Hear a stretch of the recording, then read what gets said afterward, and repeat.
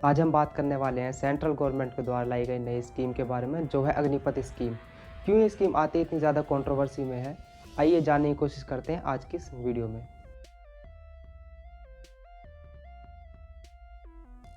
तो क्या है ये अग्निपथ योजना?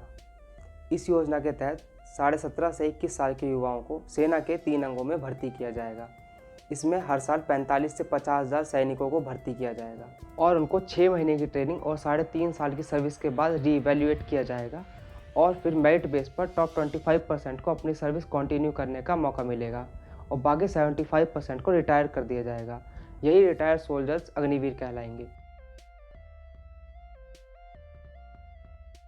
जो कैंडिडेट्स 10th के बाद इस स्कीम को ज्वाइन करेंगे उनको 4 साल बाद 12th का सर्टिफिकेट दिया जाएगा और जो कैंडिडेट्स 12th के बाद इस स्कीम को ज्वाइन करेंगे उनको क्रेडिट्स दिए जाएंगे ताकि फ्यूचर में वो चाहे तो ग्रेजुएशन भी कर सके। 4 साल के दौरान अग्निवीर जो भी स्किल्स डेवलप करेंगे उनको उससे रिलेटेड स्किल इंडिया का सर्टिफिकेट दिया जाएगा, जिसको पर्टिकुलर फील्ड जैसे कि एंटरप्रेन्योरशिप, जॉब रोल्स एक्सेट्रा में यूज़ कर सकते हैं। और इन अग्निवीरों को गवर्नमेंट और प्राइवेट दोनों ही सेक्टर्स में प्रायोरिटी दी जाएगी। और अगर कोई जॉब नहीं करना चाहता तो 4 साल बाद उनको 11 से 12 लाख का सेवानिधि पैकेज तो मिल ही रहा है।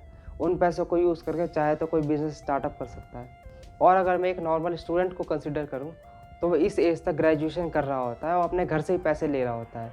यहाँ तो उल्टा होगा, उल्टा अपने घर पे पैसे भेज रहे होंगे, तो ये तो बहुत अच्छी बात है। और अब तो सरकार ने सेंट्रल पुलिस और असम राइफल्स में 10% रिजर्वेशन भी दे दिया है। और जो लोग इस बार ओवर एज हुए हैं उनके लिए सिलेक्शन की मिनिमम एज 21 से हटाकर 23 कर दी है।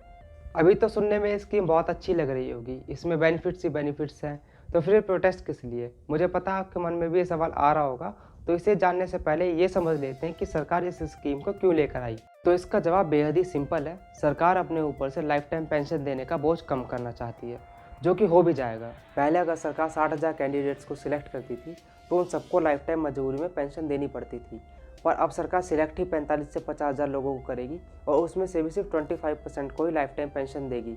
बाकी 75% को एक अग्निवीर का टैग और 11-12 लाख रुपए देकर बाहर कर देगी। ना ही कोई पेंशन मिलेगी और अगर 4 साल की सर्विस के दौरान उनको कुछ हो जाता है तो ना ही उनकी फैमिली को कोई लाइफ टाइम सपोर्ट मिलेगा। वैसे तो इस पॉलिसी में कई कमियां हैं, पर जो प्रोटेस्ट हो रहे हैं उनके पीछे 2 ही मेन रीज़न है। पहला जॉब सिक्योरिटी, दूसरा पेंशन। जॉब सिक्योरिटी इसलिए एक प्रॉब्लम है क्योंकि सरकार ने आर्मी को भी कॉन्ट्रैक्चुअलाइज कर दिया है और कॉन्ट्रैक्ट खत्म होने के बाद उन्हें कोई बेनिफिट्स भी नहीं मिलेंगे। सरकार ने सोल्जर्स को यूज़ एंड थ्रो का सामान बनाकर रख दिया है, जब मन किया भर्ती कर लिया, जब मन किया बाहर फेंक दिया। और जो लोग 4 साल बाद रिटायर होंगे वो रिटायरमेंट के टाइम 28,000 रुपये सैलरी इन हैंड ले रहे होंगे और वहाँ से निकलने के बाद ऐसी कौन सी जॉब उनको मिलेगी जहाँ पर उन्हें इतनी अच्छी सैलरी मिल सके। देश में पहली बेरोजगारी इतनी ज़्यादा है, वो तो सरकार से ख़त्म नहीं हो रही, ऊपर से सरकार इन 75% लोगों को और बेरोजगार कर देगी। सेकंड पॉइंट, ओल्ड सिस्टम में 15 से 20 साल की सर्विस करनी होती थी और उसके बदले लाइफ टाइम पेंशन मिलती थी, पर इस नई पॉलिसी के अकॉर्डिंग 4 साल की सर्विस करनी होगी और उसके बदले में कोई पेंशन भी नहीं मिलेगी। थर्ड पॉइंट बहुत ही इंटरेस्टिंग पॉइंट है। ये जो लोग 11 से 12 लाख के सेवानिधि पैकेज का गुण गा रहे हैं, ये नहीं बता रहे कि ये पैसे भी उनकी सैलरी से ही काटे जाएंगे और सिर्फ इसकी वजह से पहले साल में जो सैलरी 30,000 मिलनी चाहिए थी वो 30,000 ना मिलकर सिर्फ 21,000 ही मिलेगी और बाकी के 30% सेवानिधि फंड के लिए काट लिए जाएंगे। और ऐसे ही आप टेबल में बाकी 4 साल का सैलरी डिस्ट्रीब्यूशन देख सकते हैं। और इन्हीं कारणों की वजह से हमारा यूथ गुस्से में है और सरकार की तरफ से कोई सुनवाई ना होने की वजह से प्रोटेस्ट और भी ज़्यादा वायलेंट हो चुके हैं।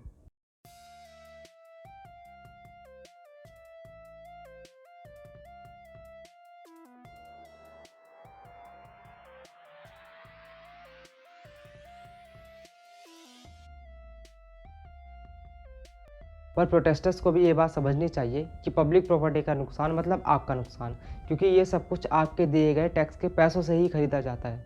और दूसरी तरफ सरकार को भी ये बात समझनी चाहिए कि जो स्कीम लोगों को पसंद आए वो नहीं लानी चाहिए और ले भी आते हैं तो उसमें ज़रूरत के हिसाब से चेंजेस करने चाहिए और अगर तब भी बात नहीं बनती है तो उसे वापस ले लेनी चाहिए।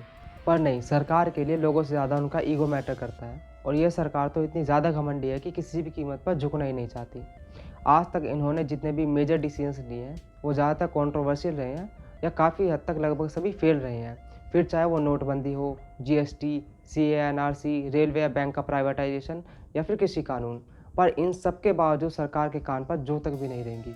अगर प्रोटेस्ट पीसफुल हो तो उन पर कोई ध्यान नहीं देता, पर अगर वही प्रोटेस्ट वायलेंट हो जाए तो प्रोटेस्टर्स को आतंकवादी, देशद्रोही, एंटी नेशनल जैसे नाम देकर जेल में डलवा दिया जाता है और इसमें हमारा गोदी मीडिया अपना काम पूरी ईमानदारी के साथ करता है और आखिर में सरकार किसी भी तरह जनता को दबाकर वही करती है जो उसे करना होता है।